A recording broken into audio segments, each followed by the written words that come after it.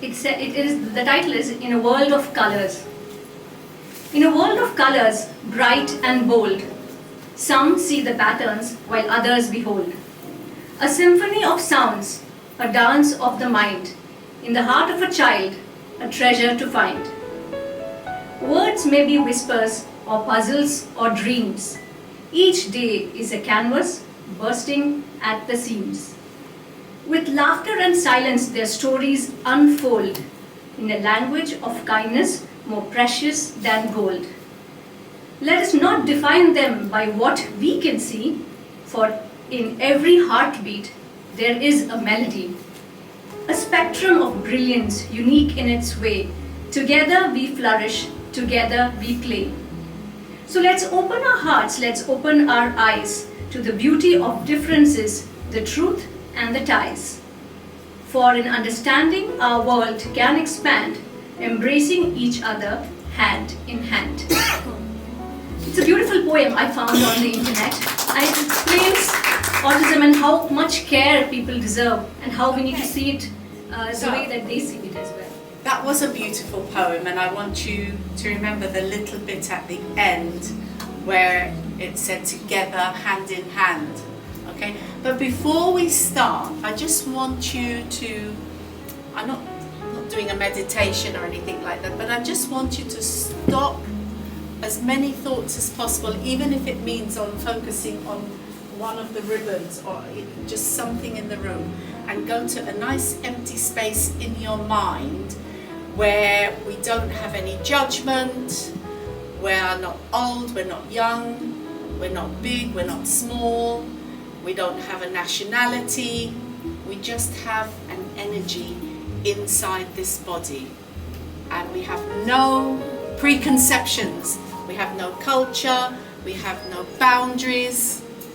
Okay, so just try to put yourself, try to step out of your mind of programming, whether you be a lawyer, a teacher, a mother, somebody from another country that doesn't understand this culture. Okay, so just not have any of those things for the next 25 minutes. Now, somebody with autism doesn't even have the luxury of being able to do that because they've just stepped on planet Earth. They feel heavy, their sensory system doesn't work, so they have to rock back and forth in order to make things seem calm. And then when they hear a voice, it echoes, so they'll put their hands up by their ears and the light will be too bright, or if they look into somebody's eyes, too much light comes out, so they can't look. So they're literally moving in a way to help them be grounded. And all we have to do is get up and get out of bed and just carry on our jolly way without even thinking. We do a lot of things on automatic pilot, but people with autism, it's a completely different scenario. It's like, have you ever put a jumper on that's itching? You're going, oh, feels really uncomfortable. So what if you had an itch and you couldn't scratch? How would you behave? You know, if you're in an important meeting and you have to be still and it's itching you, you're trying to listen, you will make these odd jerky movements. So it gives you a little bit of an insight that somebody with autism might have a sensory system that's not settling, not grounding. So next time you see somebody that is, they call it stimming when they start moving or they react, you don't have to stare at them and wonder what's going on. You can understand what's going on, and it's probably nothing to do with you at all, which is another reason why I asked you to step out of your mind a little bit, because people have this conception, why are they looking at me like that? What have I done? So you start to form in your head a whole scenario which is like a TikTok movie. It's virtual, it doesn't exist. So you've now made this scenario in your head, you've decided it's reality. That boy was looking at me funny. There's something wrong with him. Why is he looking at me like that? So you start to build on what? On imagination, on nothing, not even imagination, it's on nothing. It's your programming. Because in your family, if somebody looks at you funny, you tell them, why are you looking at me? You have to defend yourself. this person is just trying to survive the day or the next breath that he has to take. So what I'm trying to say is, when you're dealing in any situation, instead of reacting with a kind of just a body movement, or how do we say it? It's like when you just react to somebody when they look at you instinctively. Just try to wait. Take a couple of breaths. And they say that when you're nervous, don't they? When you're a little bit anxious, just take a few breaths. But it's the same when you're in any situation. But with somebody with autism, just try to stay calm, because maybe that child with autism is in the supermarket and mum is trying to do the shopping, and it's nerve-wracking enough without other people looking at my son who's waving his hands or running up and down or trying to grab a sweet. So we have to be more observant and not absorb the situation and take it personally, because life is not about you always. Life is about all of us. Yeah? So we are all equal. We might not look equal. I mean, I still identify as a 30-year-old, but I'm not that anymore. But that's in my reality. But I don't want to share it with everybody all the time. It's just how I feel. So we want to be in a realistic situation, and we want to be strong but gentle. That's from my perspective. Now, you spoke about ignorance. Of course there's going to be ignorance, but then if you analyze it, in my experience, I found that a lot of ignorance comes through fear. Fear is a lack of knowledge, so it is ignorance in a way, but you can't call a person ignorant if they haven't had a chance or they haven't been exposed. So the way that I would, and I think this is a perfect setting, the way for people to gain knowledge, sometimes, you know, if you're going to study for an exam, you have to go to some big institute and pay a lot of money, or they might interview you first. Already you feel small, you think, oh my God, I don't think I can do this role, and you're looking up at people. This is the complete opposite of what we want when we want people to embrace different cultures. So having small meetings, a little, you know, sitting in a coffee shop, or even waiting at the bus stop, or waiting in a bank, you know, when you take a number, sometimes you do wait for a few minutes in the bank, don't you? 15, 20, 30 minutes, whatever it is. But you can get chatting and develop a way to talk to somebody that puts them at ease. I think that would be a lovely project to develop, because a lot of people, when they're talking to each other, some people talk from a point of, I know more than you, you know less than me, so therefore I know what I'm talking about. But if we can talk to each other in a gentle way and a very unbiased way, non-judgmental way, people will be happy to learn and get curious.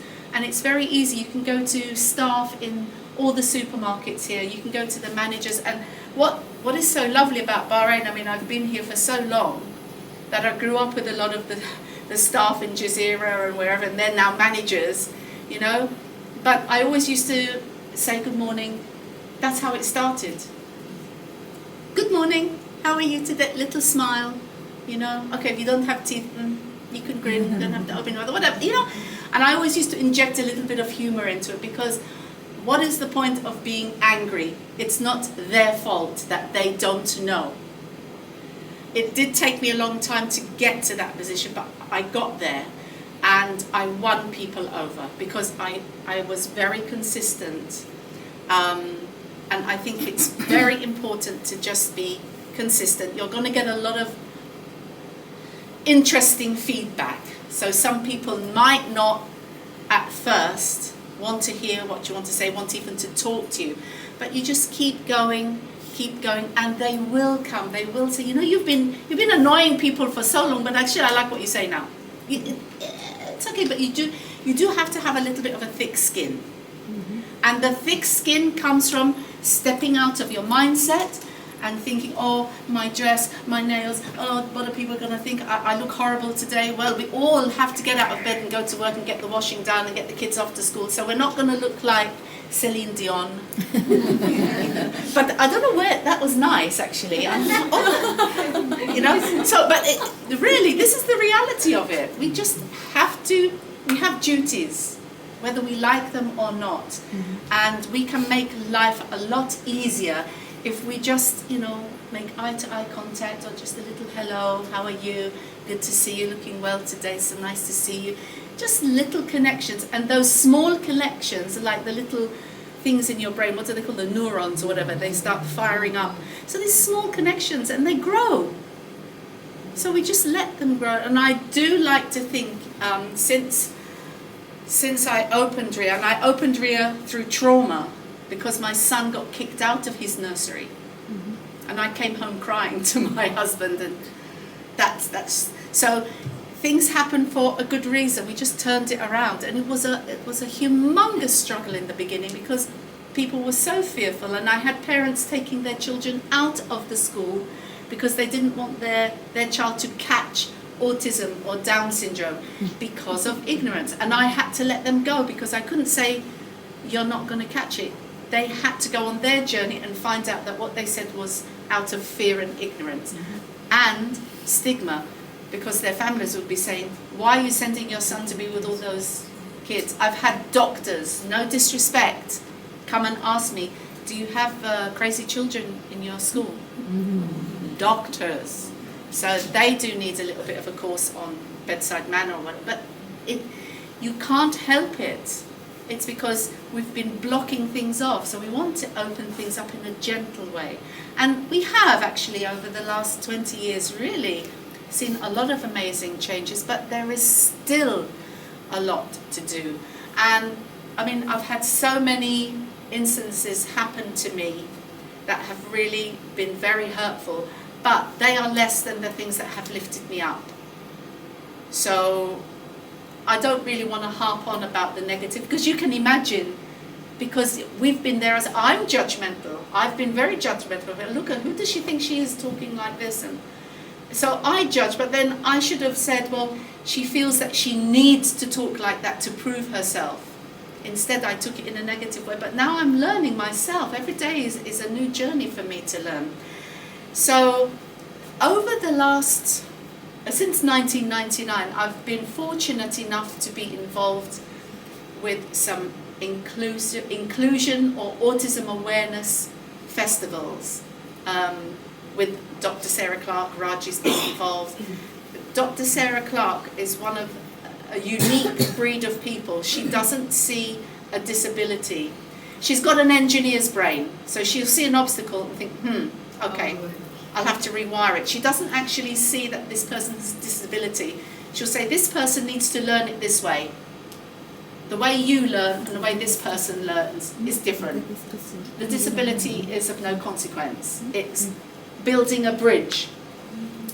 So I think that's such an interesting concept. And it's just like when you're building, an architect will say, well, we have to put the stairs here, because if we put them in this place, it won't work. It's as simple as that. So we break everything down to its bare essentials, whatever you need. You know, if you're going to walk on glass, you're going to cut your feet. So you have to wear protective shoes. So it's the same principle. Instead of emotionally judging them, you know? So I've got another mum here who is actually my mentor. I don't know if it's okay, she shares the stage with me for 5 minutes.